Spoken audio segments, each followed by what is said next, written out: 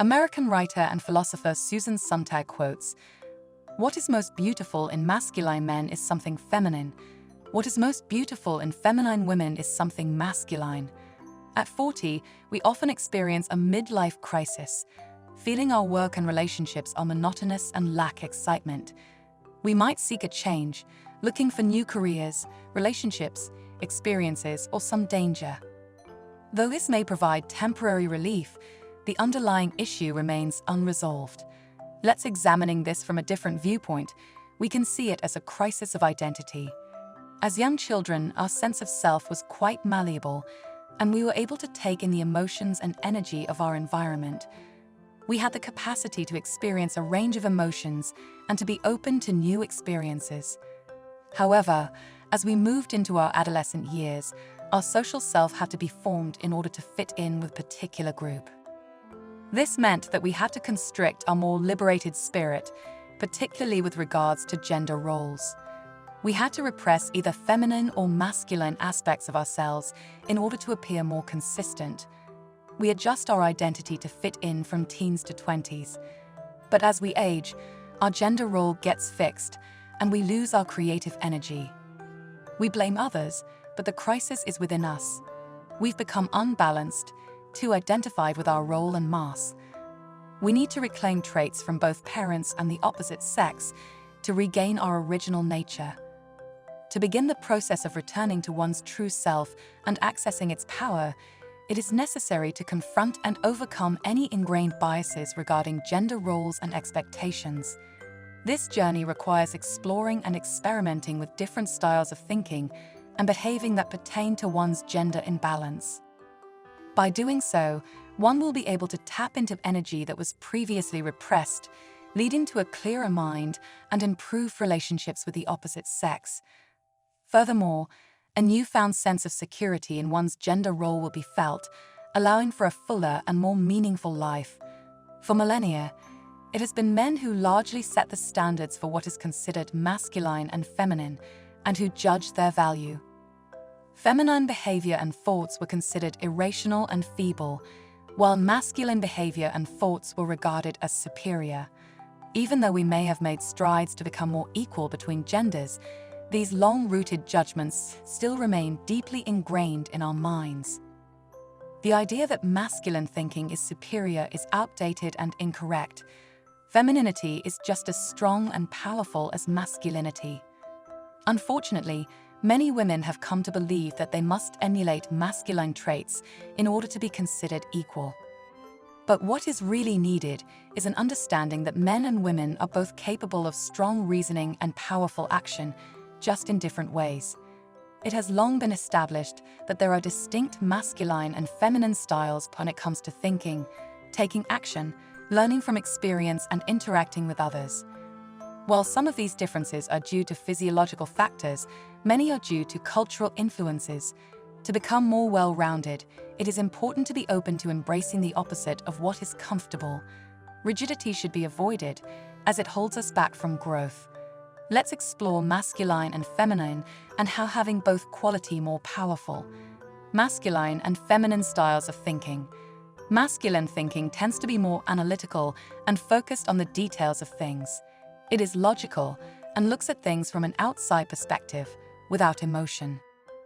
It likes to take things apart and look at the individual parts, and it also likes to specialize in one specific area. It likes to figure out the sequence of steps needed for something to happen, and enjoys uncovering the patterns in phenomena. Feminine thinking is different from traditional thinking. Instead of focusing on individual parts, it looks at how things are connected and how they change over time. It is more likely to come up with creative solutions than traditional thinking, and is more interested in understanding how different things relate to each other. It pays attention to physical and emotional information, not just logical information. For too long, it has been thought that being rational and scientific was a trait only masculine had, but this is not true. Some of the world's most famous scientists have a combination of both masculine and feminine qualities. Louis Pasteur was a biologist who used his mind to make connections between different things.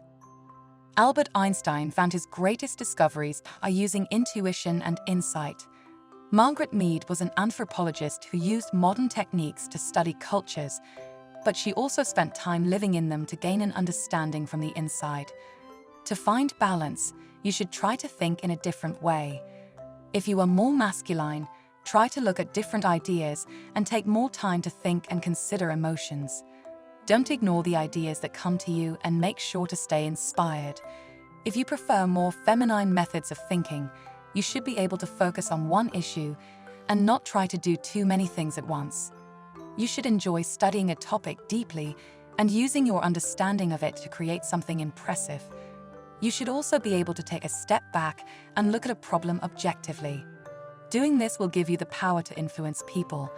Masculine and feminine styles of action.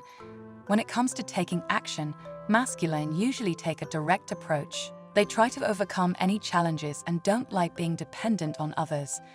They like to take risks and stay in control. This idea is summed up by the phrase, "I will either find a way or make a way," from the military leader Hannibal. The feminine approach usually involves taking a step back and taking time to think through the choices. It strives to find a way to avoid confrontation and look for a solution that doesn't involve a fight. Sometimes, the best solution might be to do nothing and let the situation play out to gain a better understanding of it, or let the opposition make mistakes due to their own actions. In 1958, Queen Elizabeth took a cautious approach to the Spanish Armada, the fleet invasion. Rather than rush to act, she decided to wait and see when the Armada was launched and the weather conditions before making a decision. She aimed to use the bad weather to weaken the Armada and minimize casualties. The great samurai warrior Miyamoto Musashi believed that the most successful fighters are those who wait and let the opponent tire themselves out before counterattacking. If you have a more feminine style, it's important to get used to dealing with conflict and confrontation. Start with small conflicts that come up in everyday situations, and don't worry too much about trying to make sure everyone is happy. Sometimes you need to say no. Remind yourself of the brave and adventurous side of yourself, and don't be afraid to take action even if it might make your opponents uncomfortable. Masculine and feminine styles of self-assessment and learning. When masculine style make mistakes, they usually try to find someone else or something else to blame instead of looking inward. This makes it hard to learn from failures. Masculine style also tend to take full credit for any successes in life, even if luck or help from other people had a role. If there is a problem, masculine style usually try to solve it by themselves instead of asking for help, which they can see as a sign of weakness. In general, masculine style tend to think more highly of their abilities than what is realistic. But for the feminine styles, they tend to blame themselves for failure and credit external factors for success. They are comfortable asking for help and don't view it as a sign of weakness. They are often less confident than masculine style and not as likely to overestimate their abilities. For masculine style, when you make mistakes, take time to reflect on what you could have done differently and use your successes as a source of motivation.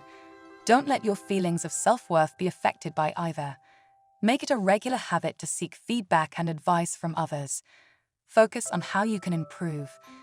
When you have a feminine style, it can be easy to be too hard on yourself after making mistakes or failing. You might also give too much credit to others for their successes. Feminine styles more than masculine style tend to have low self-esteem, which is not natural, but something they have picked up from other people's criticism. You should try to recognize when these negative thoughts occur and get rid of them. When you become too emotional in certain situations, you may become afraid of trying again, and this limits what you can learn. You should try to take on a more masculine self-confidence without being overly confident.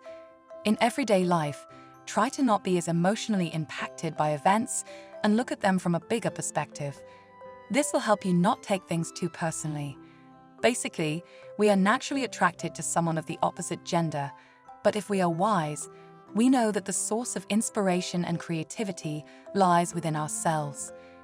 We should focus on connecting with our own inner femininity or masculinity instead of looking to outward sources for it. This connection will bring us closer to our unconscious and help us unlock our creative potential. In my last two videos, I explain anima and animus for deeper connection with your partner and how we are losing unique and vibrant aspects of our character because of gender biases.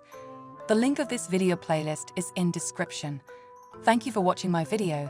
If you enjoy this video, please subscribe, like and share with your friends and family.